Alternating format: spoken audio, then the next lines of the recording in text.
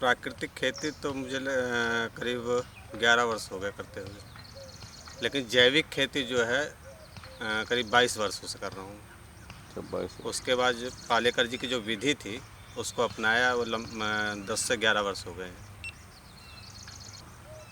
अभी वर्तमान में 1 एकड़ में पूरा हमने प्रयास किया है। ये ऊसर ज़मीन है। इस ज़मीन में पालेकर जी की पूरी विधि को हम नहीं कर पाते। उसके पीछे कारण है कि यहाँ पर जो ज़मीन आप देख रहे हैं ये ऊसर है और कंकड़ है। अगर हम बेड बना देते हैं तो नमी नहीं मिल पाएगी। पालेकर जी की सारी विधियों को अपना रहे हैं, लेकिन बेड की विधि को हम नहीं अपना सकते, नहीं तो ये नमी ख़त्म होने से सब फसलें सूख जाएंगी। यहाँ जो सामान्य फसलें हैं सभी फसलों का हम कर रहे हैं।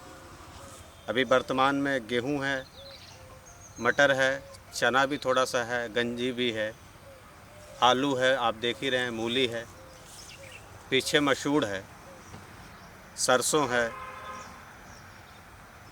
ये जो सामान्य फसलें हैं, मिली जुली फसलें करीब करीब सभी हैं इसमें। इसके बाद हमारा प्रयास रहता है जैसे थोड़ा वो सब्जियों के पालक की बुआई कर देते हैं, थोड़ा बाज़ार में ले जाते हैं, उससे कुछ लाभ मिल जाता है आर्थिक। यहाँ अगल बगल बच्चे झोले में ले जाके बेच लेते हैं, नेचुरल रहता है, लोग ले लेते हैं।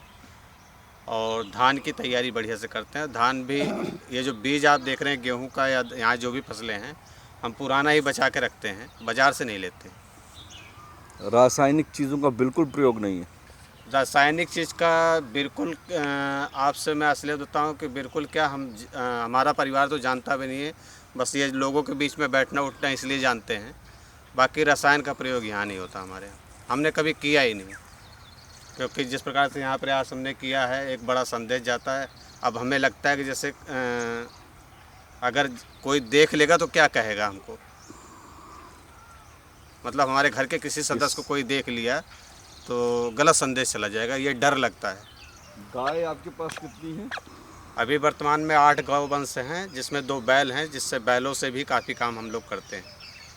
बीच बीच में उसका सोशल मीडिया पे भी वीडियो जाता रहता है।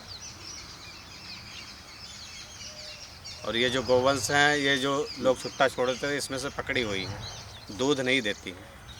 बस उनकी सेवा करना, पूरा परिवार इसी में लगा रहता है।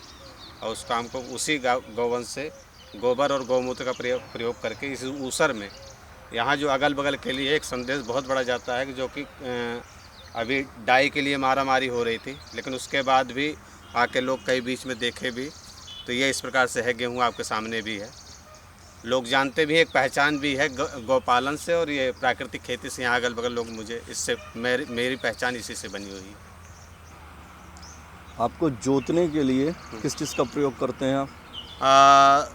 मैं ट्रैक्टर का भी प्रयोग होता है, क्योंकि यहाँ कंकड़ मजबूत ज़मीन है। ये पहले कभी कुछ हुआ होगा, लेकिन बैल का भी मैं पूरा प्रयोग करते हैं, क्योंकि जो आर्थिक समस्या है उसके नाते हम टोटल रूप से बैल का ही करते हैं। लेकिन कभी कभी जैसे मजबूत ज़्यादा हो जाती है, ऊसर है, कंकड़ है, तो इसलिए ट्रैक्टर को बुलाना पड़ता है। बाकी बुआई जितनी भी है वो सब बैल से ही होती है हमारी। नहीं, पराली जलाते नहीं है। गौवंश है, उसको एकदम पूरी तरह से उसकी सफाई करके उसको निकालते हैं और उसके लिए व्यवस्था करके रखते हैं। किसानों को यदि आपको एक संदेश देना हो पराली जलाने के लिए, तो आप क्या कहना चाहेंगे? मैं कहूँगा अगर मजबूरी है उनकी जलाने की तो उसको जलाएं ना। जो खेती करते हैं, जैसे बेरन डालते हैं, बीज अंकुरित करने के लिए डालते हैं, तो उसको किस खेती का उसको काट के वहीं पर उसको बिछा देना चाहिए, जिससे हमारे जो देसी केंचुए हैं अगर उसे बिछा देंगे तो उस खाली समय में वो धीरे धीरे ज़मीन से जल्दी ऊपर आ जाएंगे, और बरसात का जब पानी मिलेगा उन्हें तो बहुत तेज़ गति से वो काम करने लगेंगे। लेकिन पालक लोगों ने बड़े चाव से लिया है, इसलिए कि यहाँ रसायन नहीं पड़ता। वो भी सामान्य जो परिचित लोग हैं वो ले गए हैं।